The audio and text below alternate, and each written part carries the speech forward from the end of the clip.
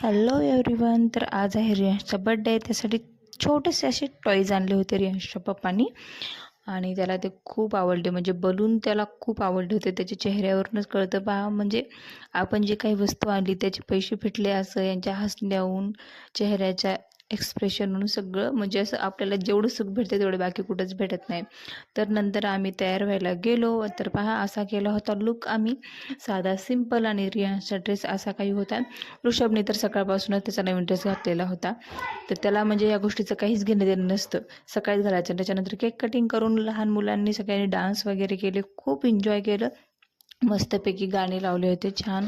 आणि त्यांना डान्स करायचा होता त्यामुळे म्हणलं चला करा, तुम्ही आधी डान्स करा आणि त्याच्यानंतर बाकीचं करू.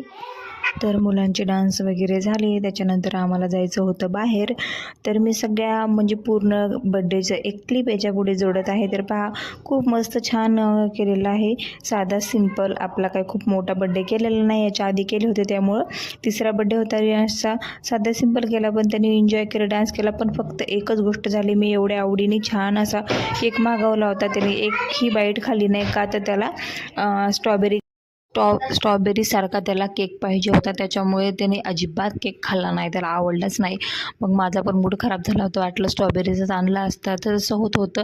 पण स्ट्रॉबेरीचा इथं कुठून भेटणार होता, त्याच्यामुळं तसा मागवला. ठीक आहे चला. मग नंतर त्याने एन्जॉय केलं. मस्त वाटलं, जाऊ द्या म्हटलं थोडंसं एन्जॉय तरी केलं याने. आणि त्याच्यानंतर आम्ही गेलो होतो बाहेर जेवणासाठी.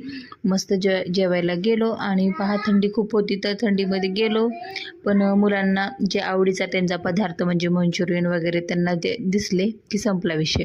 बाकी काही भेटू की ना भेटू, पोळी भाजी तर हे काही खाणार नाहीत. त्यामुळे मस्तपैकी त्यांना मंचुरियन मागितलं होतं. आणि त्याच्यानंतर बिर्याणी, चिकन, भाजी वगैरे सगळं ऑर्डर केलं. आम्ही मस्त जेवणाचा आस्वाद घेतला.